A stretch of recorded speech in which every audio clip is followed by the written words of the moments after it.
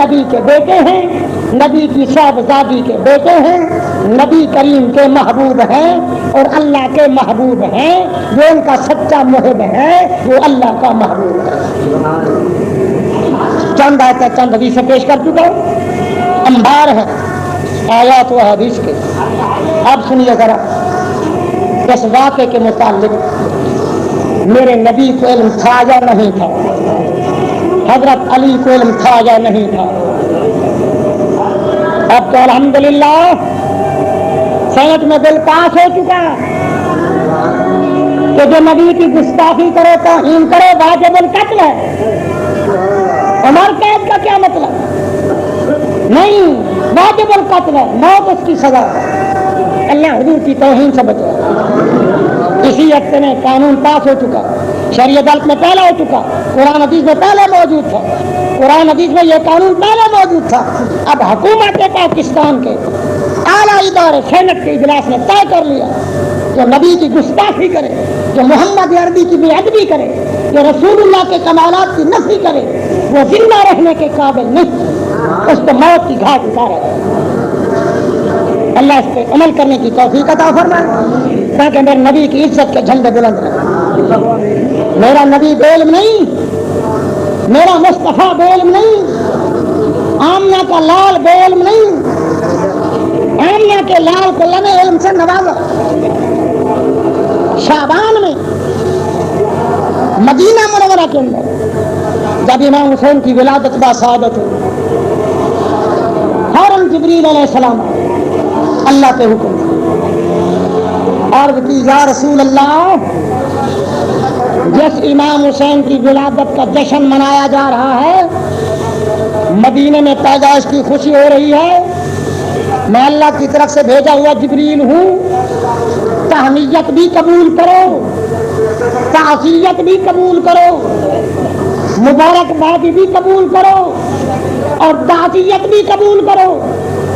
آج جس شہزادے کی پیدائش کی خوشی منائی جا رہی ہے، ایک وقت وہ آئے گا، تمہارا یہ بیٹا فرات کے کنارے زمین تک کربلا میں بے دردی سے ذبح کیا جائے گا، ظالم سے بھوکا پیاسا قتل کریں گے، اس کے پورے افراد کو قتل کریں گے۔ تو نبی کو پیدائش کے وقت سے، امام حسین کی ولادت کے وقت سے پتہ چل گیا تھا، خدا نے بتا دیا تھا کہ حسین شہید ہوگا۔ ایک دلیل، دوسری دلیل سنیے۔ ایک دن حضور امام حسین کو چوم رہے، حضور چومتے تھے، امام حسین کو حضور چومتے، امام حسین میں نبی کا خون ہے، امام حسین میں زہرا کا دودھ ہے، امام حسین نبی کے سجدے اور خطبے کا جز ہے، امام حسین کو حضور چومتے تھے، یقین ہے چومتے تھے۔ پوچھو حاجی صاحب 40,000 بھر کے گئے تم حج کرنے کے لیے، پہلا کام کیا کیا؟ یہ حجر اسود کو چوما، کالے پتھر کو کیوں چوما؟ مصطفیٰ نے چوما۔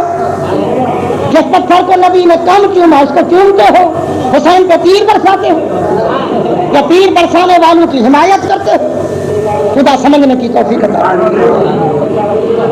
5 حدیثیں پیش کروں ذرا جلدی سے، حدیثوں کا دریا سینے میں موجیں مار رہا ہے۔ محمد عربی کی حدیثوں کی بنکی پیش کروں، کس انداز سے حضور چومتے تھے سنیے۔ حضور چوم رہے ہیں، رو رہے ہیں۔ نبی کی گھر والی مومنوں کی ماں سیدہ ام سلمہ نے پوچھا، یا رسول اللہ روتے کیوں ہو؟ حسین کو چومتے روتے کیوں؟ حضور نے فرمایا کہ اس کو چوم رہا ہوں، یہی میرا بیٹا فرات کے کنارے زمین تک کربلا میں بے دردی سے ذبح کیا جائے گا۔ آج میرے لب ہیں، کل دشمن کے تیر اور تلوار سے۔ حضور کے علم تھا، اور میں گھر والی تو چاہے تو خاک کربلا منگوا دوں جہاں میرا بیٹا شہید ہوگا۔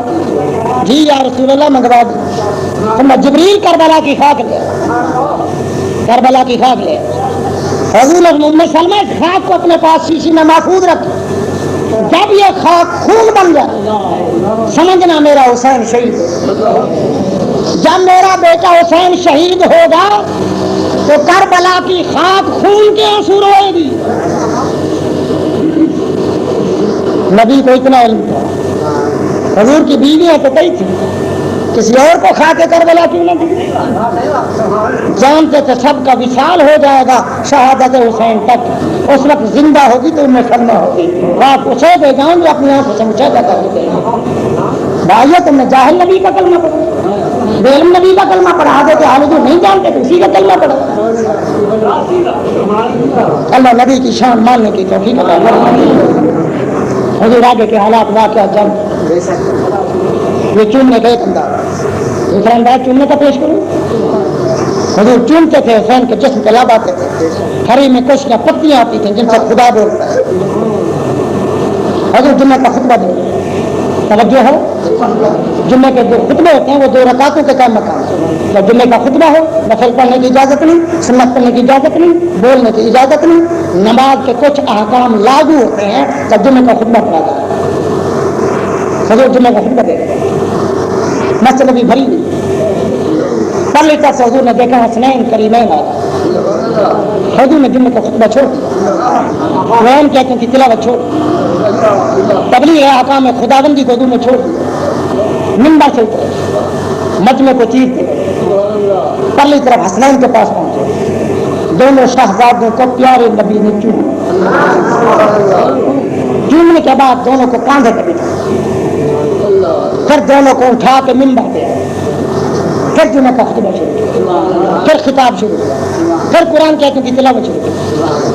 اب خطبہ بھی پڑھے قرآن بھی پڑھے، حضور تقریر بھی فرمائے، ادھر منہ کرتے تو امام حسن کو چوم لیتے ہیں، ادھر منہ کرتے تو حسین کو۔ چومنے کا دوسرا انداز پیش کیا، تیسرا انداز پیش کیا۔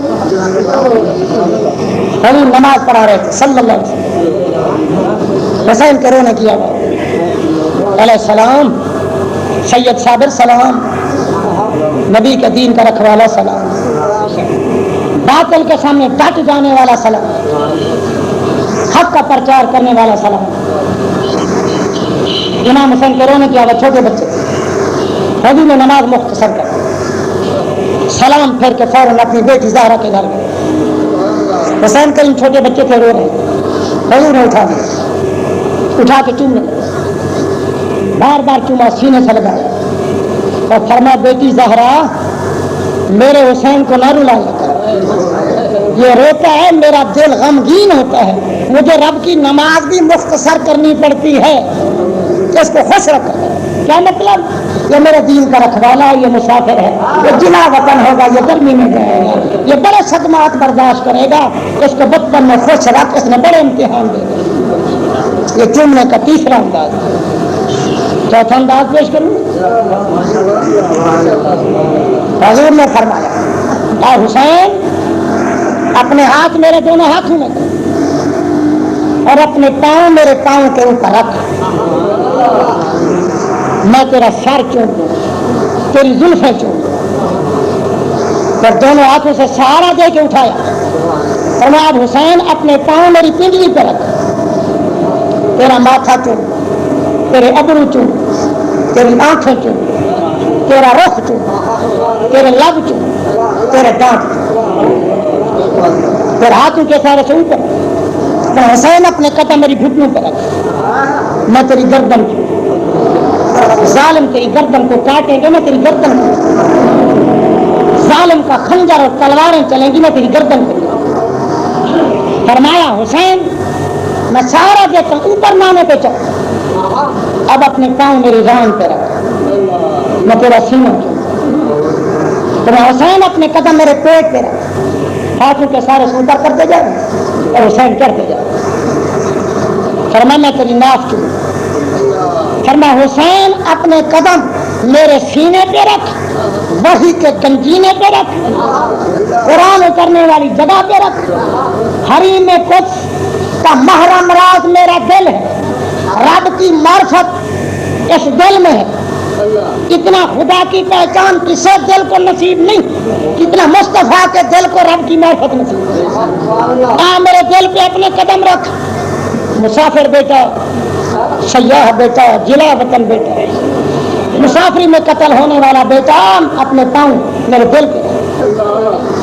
پھر ہاتھ کا سارا دل کو اٹھا، فرمایا حسین اپنے قدم میرے لبوں پہ رکھ، تیرے قدم کہاں آئیں گے میرے دین کی خاطر، باطل سے ٹکراؤ کی خاطر باطل کتنے ظلم کے پہاڑ توڑے گا. اے میرا مسافر حسین، میں تیرے قدموں کو چومتا ہوں، دنیا میرے نبی کے نام کو چومے. حسین کریم کو سر سے لے کے پاؤں تک میرے نبی نے چوما. اگر اسود چومنے کے قابل ہے، حسین تیروں کے لائق ہے، حسین نیزوں کے لائق ہے. حضرت اسود کے تیر مارے وہ کافر مرتد ہے. نبوت کی گوشہ ہے، حضرت اسود کی جو بے ادبی کرے وہ کافر ہو جاتا ہے. حضرت اسود میں نبی کا خون نہیں، حضرت اسود میں زہرا کا دودھ نہیں. حضرت اسود کے بارے میں نبی نے کہا نہیں کہا کہ حجر مجھ سے ہے، میں حجر سے ہوں. حسین کے بعد نبی نے فرمایا حسین مجھ سے ہے، میں حسین سے ہوں.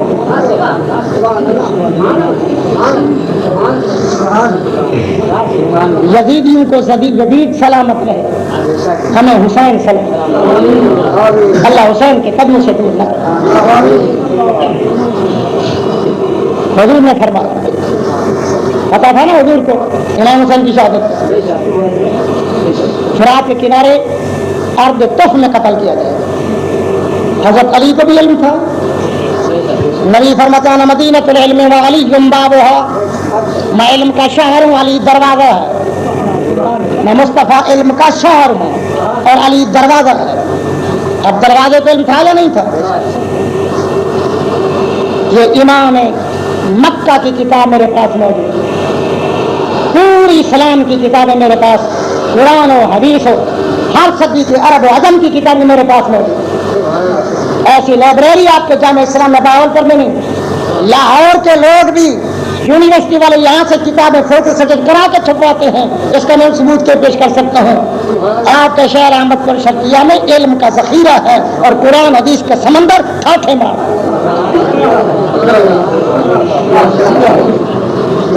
گالیوں کے قابل ضرور ہوں، سب کو شتم کے قابل ضرور ہوں. یہودیوں کا ایجنٹ، نصارہ کا ایجنٹ، جو کچھ کرو، علمی طور پہ کوئی دیکھے انصاف سے. ہم حق محفوظ رکھتے ہیں، ہم اپنا حق محفوظ رکھتے ہیں، ہم اپنا حق محفوظ رکھتے ہیں. ہم امن چاہتے ہیں، خیر سے محرم شریف گزرے، امن قائم رہے. ہم فتیل نہیں، ہم جھگڑالو نہیں، ہم سبی نہیں، ہم تبرائی نہیں، ہم گالی گلوچ والے نہیں، ہم جھوٹے نہیں، ہم سچے. اور جھوٹے کی کھری نشانی بخلاہٹ، گالی، کذب، افتراء یہ نشانی ہے. اگر قرآن حدیث کسی کے پاس ہوتا، دلائل کسی کے پاس ہوتے، وہ دلائل کی زبان بولتا، جو دلائل سے عاجز آ چکا ہے وہ گالی میں دے تو کیا کرے. انتظامیہ کو پتہ ہوتا ہے شریف کون ہے، کمینہ کون ہے، لیکن انتظامیہ کا تو ہمارے سر میں درد ہے کہ شریف کی حفاظت کرے. انتظامیہ کا تو ہمارے سر میں درد ہے کہ کمینوں کو پکڑے. جب دونوں طرف سے تصادم ہو، لڑائی ہو، تو پھر ہم موقع پہ پہنچیں گے. شریفوں کی حفاظت انتظامیہ نہیں کرتی، کمینوں سے ڈرتے ہیں، شریفوں کی پرواہ نہیں کرتے.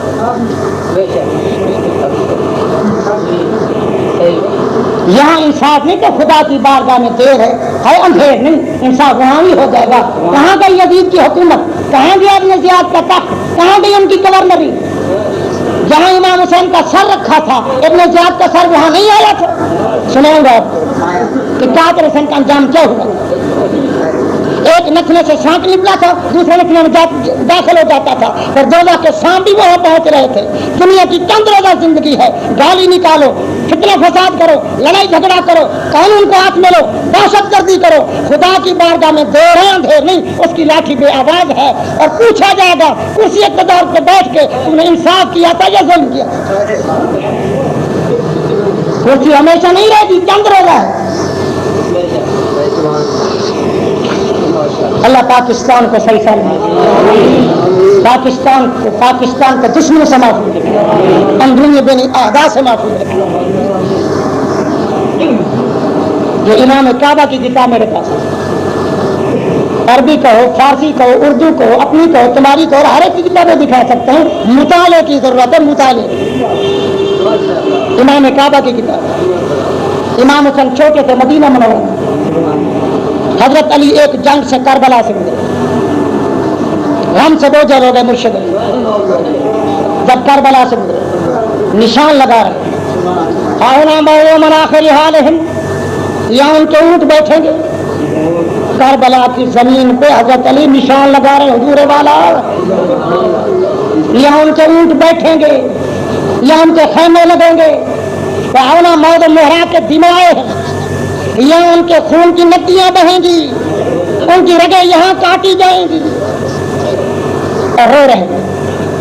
حضرت علی کو علم تھا، علی کو علم نبی کے در سے نہیں ملا، بات آگے کی نہیں تھی، پہلے نہیں بیان کر رہے، کتنا رہے حضرت علی، بقا علی بکان شدید حتی بل الارض من دور، زمین کربلا حضرت علی کے آنسو سے تر ہو، ایک لوٹے پانی سے ریت کا ٹیلا تر ہو سکتا ہے، گھڑے پانی سے تر ہوگا، پانی کی بالٹی ہو تو میدان تر ہوگا، حضرت علی کے آنسو کتنا نکلے کہ زمین کربلا تر ہو۔ کیا مطلب تھا؟ اور میرا بیٹا تو یہاں قربانی دے گا، گرمی کا موسم ہوگا پانی نہیں ہوگا، تو قربانی دینا رہا ہے خدا، میں آنکھوں کے آنسو سے چھڑکا لگا کے۔ کسی نے پوچھا کن کے اونٹ بیٹھیں گے، کن کے خیمے لگیں گے؟ علی نے فرمایا فتیۃ من آل محمد، فتیۃ من آل محمد، محمد کریم کی آل کے نوجوان یہاں ذبح کیے گئے۔ حضرت علی کو بھی پتا تھا اور نبی کریم کو بھی پتا تھا۔ کل کسی نے یہ دعا کیا کہ اللہ یہ واقعہ کربلا پیش نہ ہو، کوئی ہے ماں کا لال حدیث دکھا دے نبی نے دعا کی ہو کربلا کا واقعہ پیش نہ ہو؟ جو دعا مانگی تو یہی مانگی ہے، اللہم آت الحسین صبرا و اجرا، اللہ میرے بیٹے حسین کو اجر عظیم عطا فرمانا اور ثواب عطا فرمانا۔ صبر کی توفیق، صبر مصیبت پہ ہوتی ہے، مولا جس طرح مر دیا امتحان لے مگر میرے بیٹے کو صبر کی توفیق عطا کر۔ کیوں حضور نے یہ دعا نہیں کی شہید نہ ہو، کربلا میں نہ جائے، حضور اٹھا لیتے، جبریل کو بھیج دیتے، سرسبیل تسلیم کی نہر وہاں چلا دیتے، اسماعیل کی کھری سے پانی نکل سکتا ہے تو علی اصغر کے پانی سے کھری سے بھی پانی آ سکتا تھا، کیوں یہ سب کچھ نہیں کیا؟ اصل میں حسین کی شہادت میرے نبی کی شہادت، یہ فلسفہ شہادت تفسیر سے نبی حسین کا شہید ہونا، نبی کا شہید ہونا، حضور کی شہادت کا ظہور ہو رہا تھا امام حسین کی شہادت۔ اب نبی کیسے چاہتے ہیں اللہ مجھے شہید نہ کر، مجھے شہادت کا درجہ نہ دے، کیونکہ شہادت تو اپنی تھی، اس لیے کہا صبر کی توفیق عطا کر، اجر عظیم عطا کر۔ یہی امداد کی ہے۔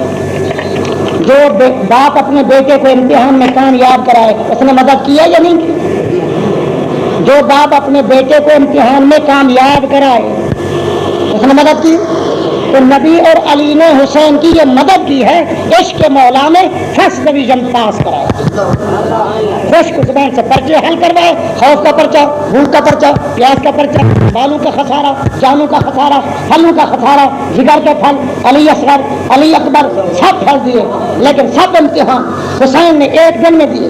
یہ نہیں کہا ایک پرچہ آج حل کرا لے کل میں تیاری کر لوں، دوسرا تیسرے دن، پھر تیسرا چوتھے دن، اور میں تیاری وہ کرے جس کو سبق بھول چکا ہو۔ مجھے نانے نے قریش کا سبق پڑھایا، زہرا نے دہرایا، حضرت علی نے ساتھ سب کا سنا، اب مجھے خلاصہ رکھنے کی کوئی ضرورت نہیں۔ وہ اور عاشق تھے جو ایک ایک امتحان لیتا تھا، میں 7 پرچے خشک زبان سے گرم ریتے پہ حل نہ کروں تو حسین نہ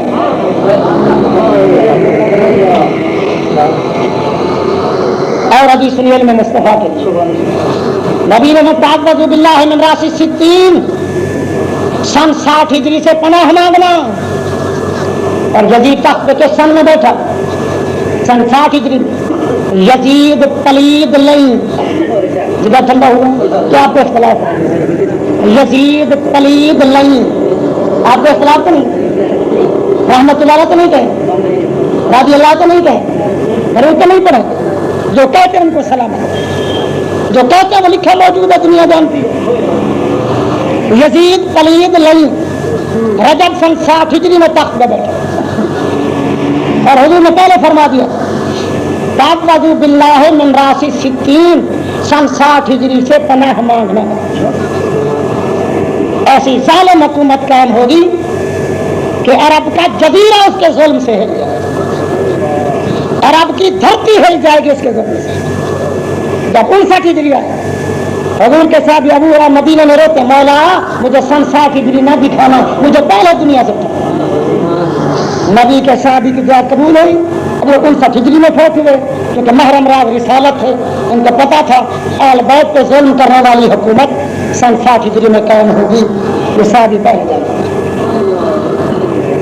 اور حضور کا علم بیان کرو، نبی کے ان کی حدیثیں سننے سے آپ کا جگر تنگ تو نہیں ہوتا، نبی کی شان سننے سے آپ کا چہرہ بگڑتا تو نہیں، کس فرقہ واریت تو نہیں ہوتی، نبی کی شان قرآن حدیث سے بیان کریں فرقہ واریت تو نہیں، افتراق تو نہیں۔ حضور علیہ السلام نے فرمایا اول جیش من امتی یغزون، حضور نے اول من یبدل سنتی رجلا من بنی امیہ یقال له یزید، پہلا وہ شخص جو میرے دین اسلام کو تبدیل کرے گا قوم بنی امیہ کا ایک شخص ہوگا، نام اس کا یزید ہوگا۔ پہلے دن فرما دیا رجب سن 60 میں یزید تک میں بیٹھے متقی پرہیزگار تھا، ایک انسان تھا یزید۔ البدایہ والنہایہ ابن کثیر بڑی طرفداری کرنے کے باوجود لکھتا ہے بل قد کان فاسقا، پکی بات ہے یزید فاسق فاجر تھا، قد کان فاسقا پکی بات ہے فاسق فاجر تھا، بے نماز بھی تھا، شرابی بھی تھا، زانی بھی تھا، محرمات سے نکاح جائز سمجھتا تھا، باندروں وغیرہ سے کھیلنا اس کا فطرتی تقاضا تھا، اور بندر کے ہاتھوں اس کی موت واقع ہوئی تھی۔ اب اس نے سوچا میں تو ہوں نظام مصطفیٰ کے مخالف، حسین میری شاہی کو کیسے قبول کرے گا؟ اگر حسین نے مجھے بادشاہ برحق تسلیم کر لیا تو میری شاہی مضبوط ہو جائے گی، کرسی اقتدار مضبوط ہو جائے گی۔ مدینے کے گورنر کو لکھا حسین سے کہو مجھے ووٹ دے، مجھے آپ کا خلیفہ بنانا۔ بیعت کا طریقہ وہ پیری مریدی والی بیعت نہیں تھی، ووٹ دینے کا طریقہ پرچی ڈالنا نہیں ہوتا تھا، کسی کے ہاتھ میں بیعت کر دینا کہ ہم فلاں کو آپ کا خلیفہ مانتے ہیں۔ جدید کا آڈر پہنچا، ادب والا تھا کہ میں حسین کو گورنر ہے اس میں کیا بولوں، نبی کی آل کے دروازے پہ میں خود آتا عرض کی حسین یہ یزید کا آڈر ہے، آپ بیعت کر سکتے ہیں؟ تو میں فاسق و فاجر کا حق کا خلیفہ مانوں، نبی کے دین اور نظام اور قرآن کو اپنے ہاتھوں سے دفن کروں؟ میں فاسق و فاجر کو آپ کا خلیفہ نہیں مانتا۔ یزید کے خط کو پھینک دیا، گھر میں جا کے بیٹھ گئے، چمچے کرچھے ہر حکومت میں ہوا کرتے ہیں، خوشامدیوں کا ٹولہ جی حضور جی حضوری۔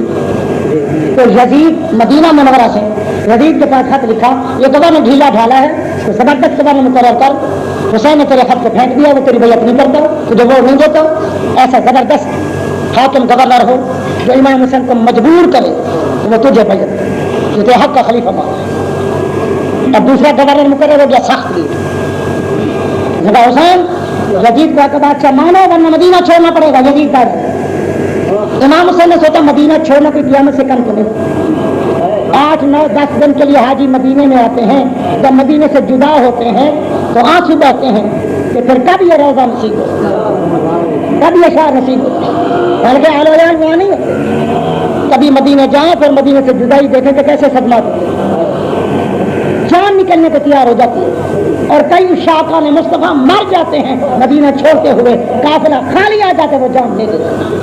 جو حسین پیدا بھی مدینے میں ہو، رہے بھی مدینے میں، نبی کے کاندھوں کا سوار ہو، پورا اہل بیت مصطفیٰ مدینے میں جلا وطنی کے آرڈر آ جائیں حکومت کی طرف سے، حسین کے لیے کم صدمہ تو نہیں تھا۔ اب سوچا یا مدینہ چھوڑوں یا نانے کے دین کو چھوڑوں، اگر مدینہ چھوڑتا ہوں تو دین مصطفیٰ تو بچتا ہے، اگر بیعت کرتا ہوں تو نبی کا دین جاتا ہے، وطن رہ جائے گا، وطن قربان کرو۔ نانے نے مکہ وطن قربان نہیں کیا تھا، دین کی خاطر مدینے آئے تو دین کی خاطر وطن چھوڑنا پڑتا ہے۔ نانے نے مکہ قربان کیا، حسین تو مدینہ قربان کیا۔ ذالک حکومت کی آدر کی وجہ سے پورا دھرا دھر مصطفیٰ کریم کا ضلع وطن ہوتا ہے۔ حضور کے روضے پہ گئے ہوں، ریاض الجنہ میں گئے ہوں، نانے کے مزار پہ درود و سلام پڑھا، جانی کو حضور جواب دیتے ہیں مزار سے، مخدوم جان نبی کی آواز مزار سے سنتے رہے، حسین یہ نہیں سن سکتے، ان سے بھی نہیں بولے ہوں گے، بیٹی زہرا کی بیٹی زینب سے بھی نہیں بولے ہوں گے، وہ گھر کی اندر کی باتیں ہیں، میں گوار دیہاتی ہوں، مجھے کیا پتا، مصطفیٰ کو پتا، مصطفیٰ کے خاندان کو پتا۔ جب حسین کریم کا قافلہ، اہل بیت مصطفیٰ کا قافلہ مدینے سے روانہ ہو تو مدینے والے خوش ہو رہے تھے، سارے مدینے میں قیامت کر سارے رو رہے تھے۔ ایک وہ دن تھا کہ نبی مدینے میں آئے تھے کہ پورا مدینہ خوش تھا، آج ایک وہ دن ہے کہ نبی کا خاندان مدینے سے جا رہا ہے تو پورے مدینے والے رو رہے ہیں۔ مکہ مکرمہ میں پہنچے شعبان میں کہ عبداللہ بن زبیر نبی کے صحابی، وہ بھی یزید کو قبول نہیں کرتے تو دونوں وہاں ساتھ گزاریں گے۔ مکہ خدا کا حرم ہے، تمام ائمہ کا اتفاق ہے، مکے میں مچھر نہیں مار سکتے، مکھی نہیں مار سکتے، اس کی گھاس کو نہیں کاٹ سکتے، گھاس اور درخت کاٹنے کی اجازت نہیں، اتنا مکے میں حفاظت امن ہے، خدا کی تعالی حفاظت۔ تو مجھ حسین کو کیسے یک شہید کرے گا؟ تو وہاں زندگی گزار لوں گا، نہ رہنے دے مدینے میں، مکے میں جا کے رہوں گا۔ کوفے والوں کو پتہ چلا حسین نے یزید کی بیعت نہیں کی، وہ یزید کو قبول نہیں کر رہے، تو کوفے والوں نے کہا خطوط لکھے اور حسین کی کوفے آ جائے کہ رب علی کی خلافت کی کوفے لکھی، یہ نبی کے دین کا مخالف ہے، جیسے تجھے قبول نہیں ہمیں بھی قبول، آ اے حسین کوفے میں آ، اقتدار سنبھال، نانے کے دین کی حفاظت کر، قرآن کے قانون جاری کر، ہمیں یزید قبول نہیں، ہمیں تو حسین قبول۔ کئی خطوط، اگر تو نہ آیا قیامت کے دن خدا سے کہیں گے دین کی دھجیاں بکھیری جا رہی ہیں، ہم نے کہا دین کی حفاظت کی، آ حسین نہیں آیا تو قیامت کے دن رب کو کیا جواب دے گے؟ امام حسین خطوط کے پیش نظر تیار ہو گئے، میں کوفے جاتا ہوں، صحابہ نے کہا آپ نہ جائیں، کوفی مایوسی ہے، ہمارے دل دھڑکتے ہیں، تیرے نانے نے بارہا اعلان کیا تمہاری شہادت اس طرف ہونے والی ہے، تم نہ جاؤ۔ امام حسین نے فرمایا موت اور شہادت سے میں ڈرتا نہیں، تو اس کا وقت مقرر ہے، لیکن بظاہر جو دین کی حمایت و حفاظت کے لیے بلائیں، اگر میں نہ جاؤں تو قیامت کے دن میں رب کو کیا جواب دوں گا؟ انہوں نے کہا اگر جانے کے آپ مصر ہیں تو اپنا نمائندہ اپنے خاندان کا بھیجیں، حالات کا جائزہ لیں، اگر وہ لوگ تمہیں چاہتے ہیں تو بھیج جائیں۔ تو امام مسلم کو بھیجا، ان کے ساتھ دو بیٹے بھی گئے، تقریباً 70,000 کوفیوں نے عراقیوں نے امام مسلم کے ہاتھ سے بیعت کی برائے امام حسین، وہ آ جائیں ہم قبول کریں۔ امام مسلم نے خط لکھا، اتنے افراد آپ کو چاہتے ہیں، میں خط لکھوں آپ آ جائیں، یہ خط روانہ ہو